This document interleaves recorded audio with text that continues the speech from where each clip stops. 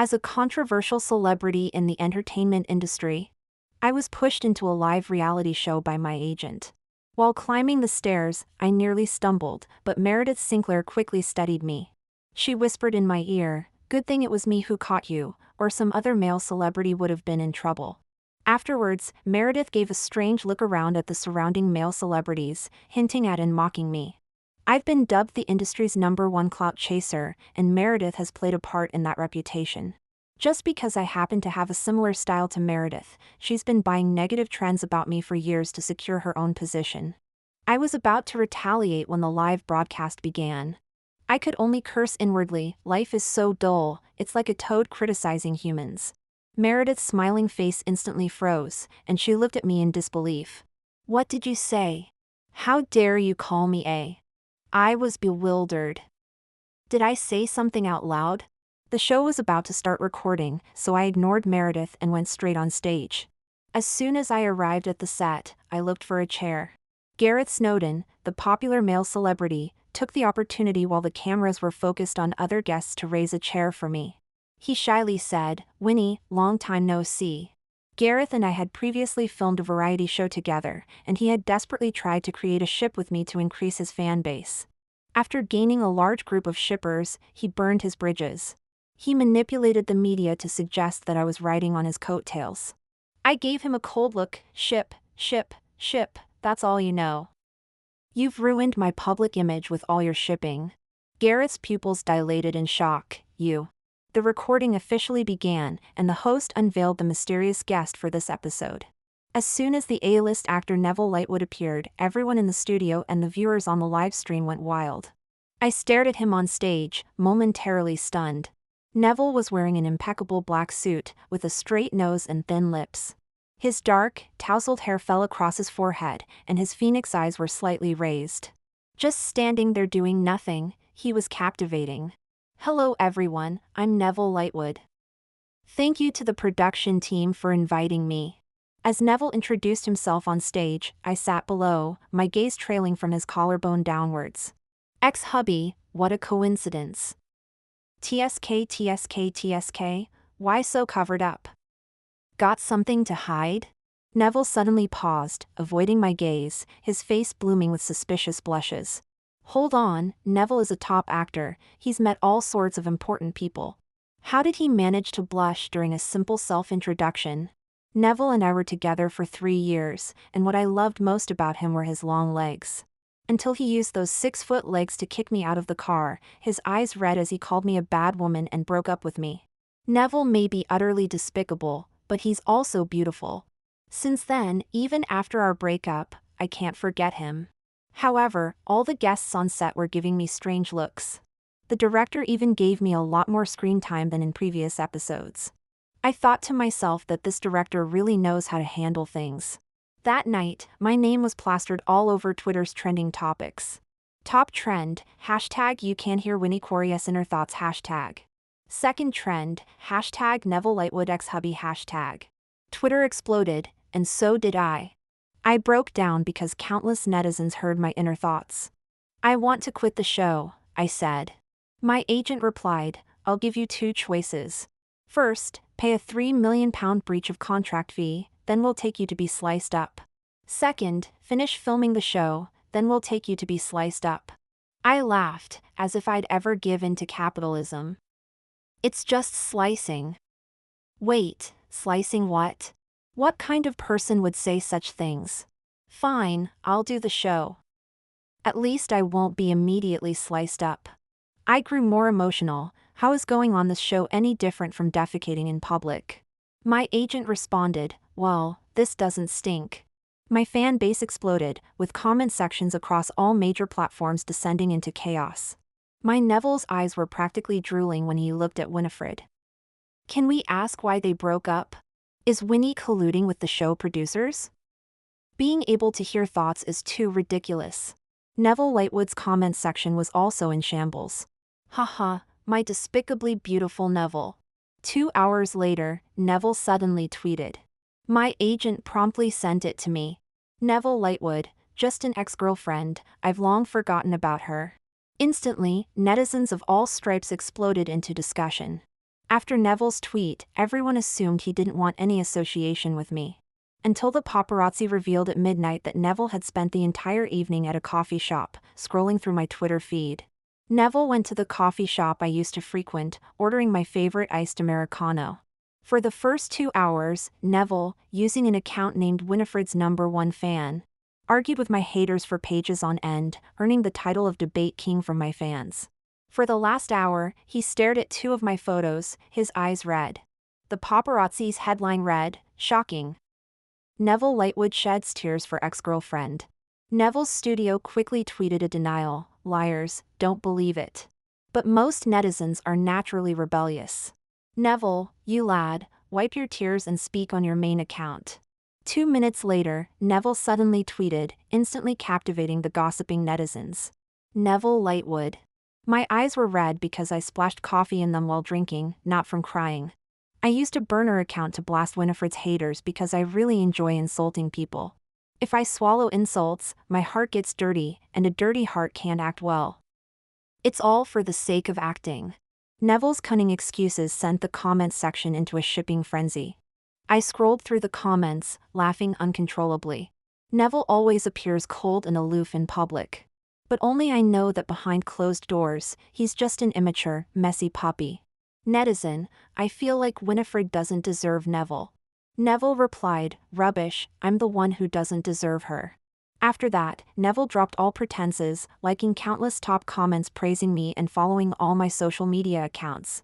That night, Neville and I dominated the trending topics across all 4 major platforms. The next day, I arrived early at the venue for the reality show recording. After yesterday's embarrassing incident, I'd wisened up and brought a pair of sunglasses. As the show was about to start, I confidently reached into my bag for the sunglasses. Wait, where were they? While frantically searching my bag, I suddenly received a message from my agent.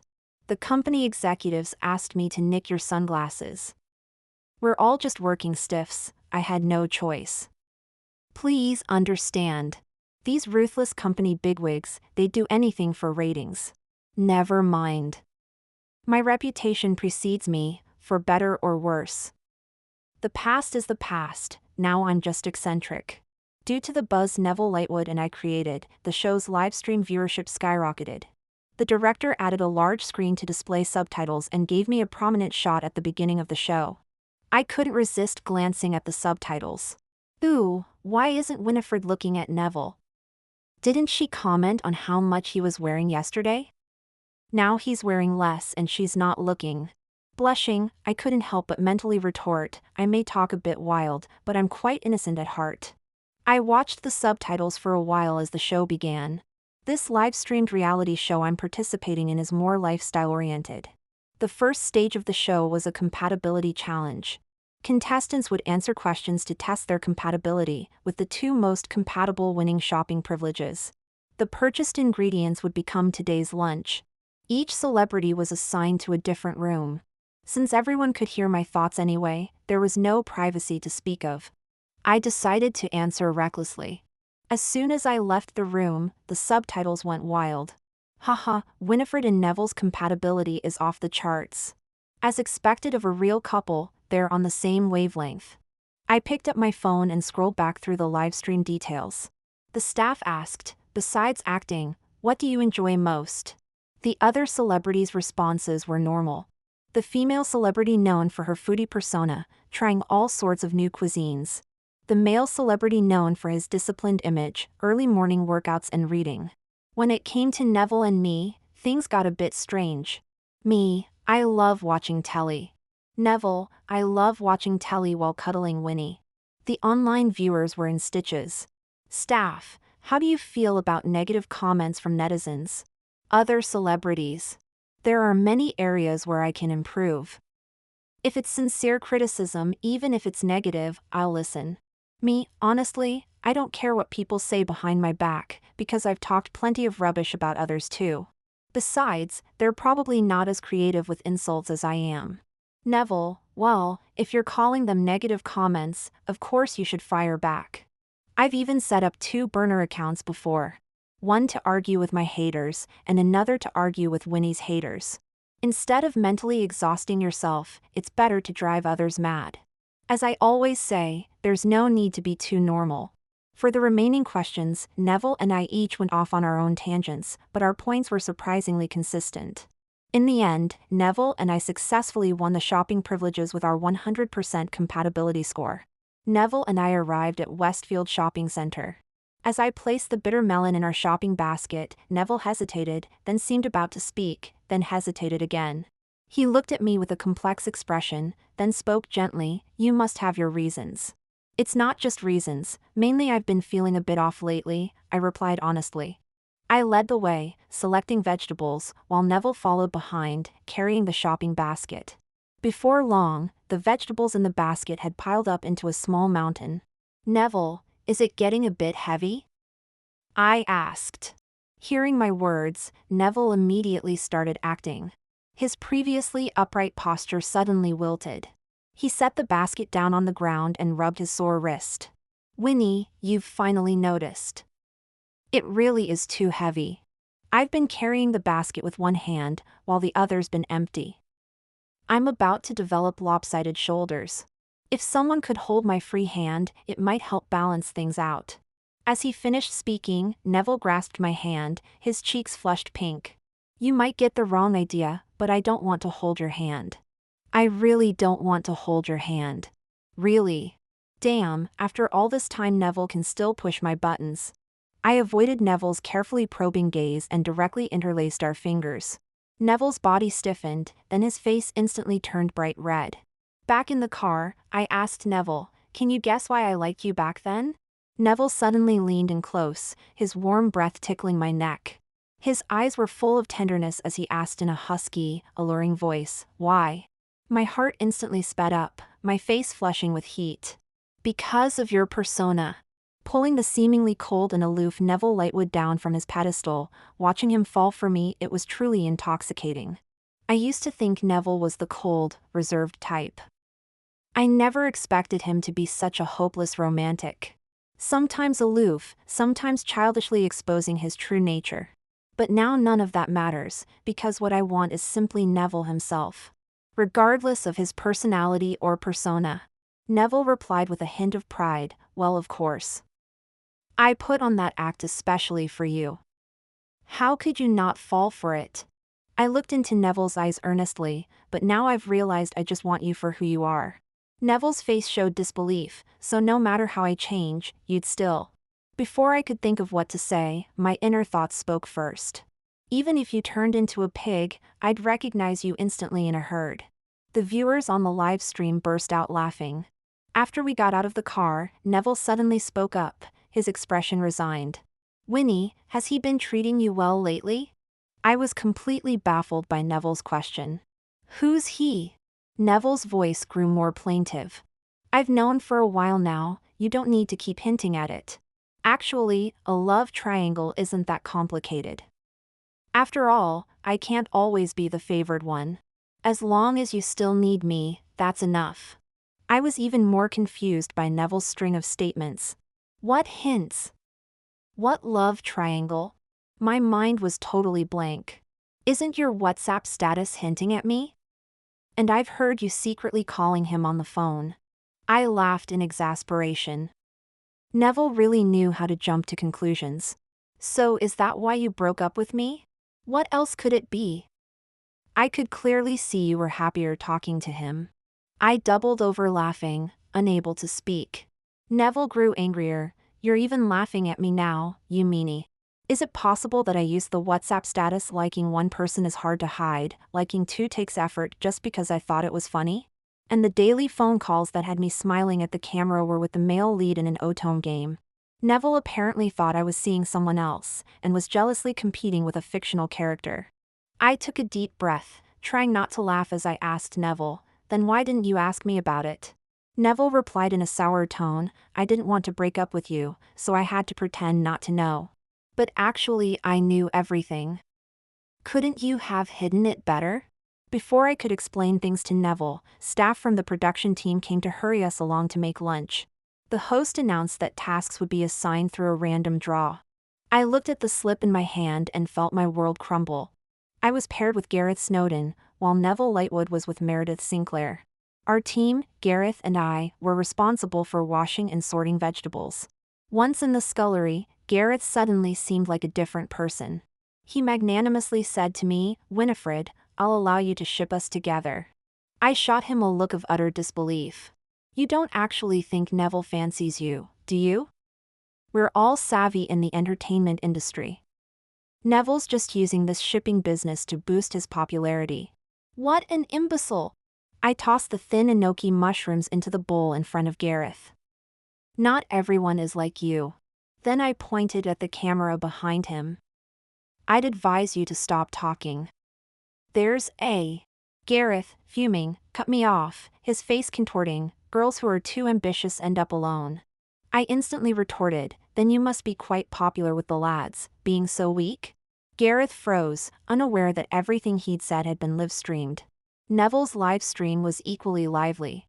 He seemed deflated after leaving me. Meredith sidled up to him, biting her lip shyly. "Neville, do you remember when we were filming last time?" Neville, "Oh, I don't recall." Meredith swallowed the rest of her awkward words. Neville was growing impatient with her. "Can't you stop distracting me from thinking about Winnie?"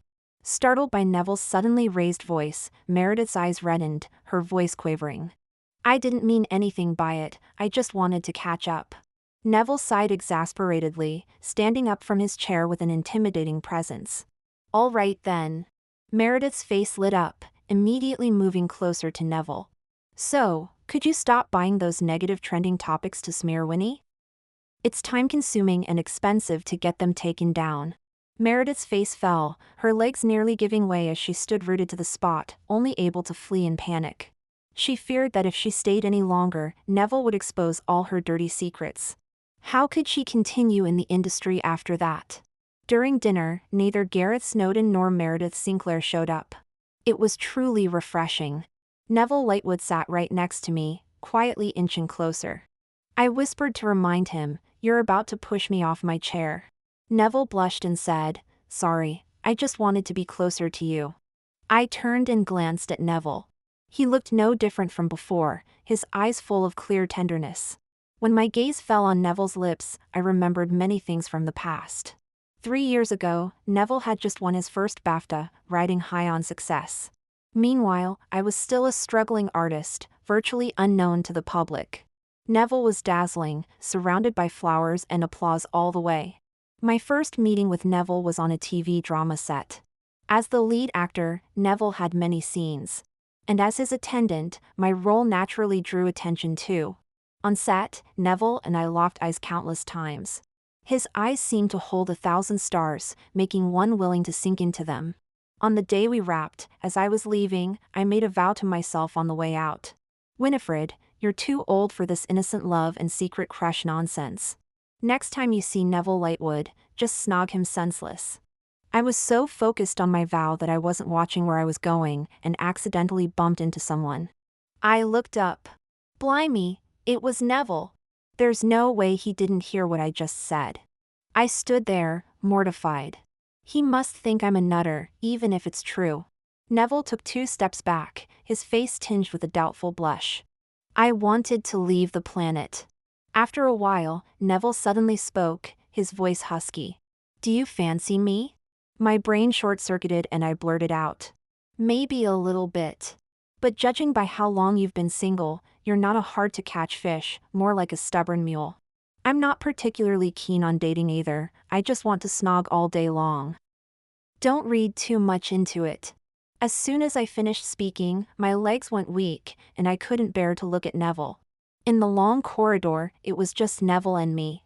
The surroundings were so quiet you couldn't hear a pin drop, and the atmosphere was awkward. But it's fine, I'm an expert at playing dead. Worst case scenario, Neville gets me blacklisted, and I never work in this town again. After a long while, Neville spoke. "We can snog, even snog senseless, but we have to date properly and make it official." My first reaction wasn't joy, but to wonder if Neville had been body snatched. I glanced sideways and caught sight of Neville's flushed cheeks. The moonlight dappled the earth, bestowing all its tenderness upon this night. Just as I was reaching for the moon, it came racing towards me. That night, I really did snog Neville senseless. His lips were all red the next day. Later, Neville would bring this up from time to time. And I could only weakly retort. I've never snobbed any other handsome blokes in my life, what's wrong with being a bit enthusiastic my first time? Not only are you not sympathetic, but you're mocking me. True heartbreak isn't about big Rose, you really disappoint me. I pretended to be utterly devastated as I accused him. Neville laughed, exasperated. Am I supposed to feel sorry that you haven't snobbed other handsome blokes? Neville and I had been lovey-dovey like this for 3 years, when suddenly he called me a bad woman and said he wanted to break up. As much as I used to love Neville's long legs, that's how much I hated them at that moment. I caught my breath and asked Neville, why did you push me away back then? Neville's ears turned red instantly, and a hint of melancholy appeared in his eyes as he lowered his head to answer me. You were so fond of him at that time. You seemed happier chatting with him than being with me. I'm afraid I wasn't malicious enough. I was scared you wouldn't want to let me go. Though you might have been quite willing to let me go. I leaned closer to Neville. Do you want to know who he is? Neville looked at me with apprehension in his eyes. Can I know? I'm not sure I'm ready. I teased him, what if he's in the loop? Neville tentatively continued, is he famous then? Not very famous, not as much as you. Neville breathed a sigh of relief. Then I could help him level up with some resources. That way, the 3 of us would be on equal footing in the future, and it wouldn't put pressure on you. I brought my lips close to Neville's ear and whispered the identity of that man.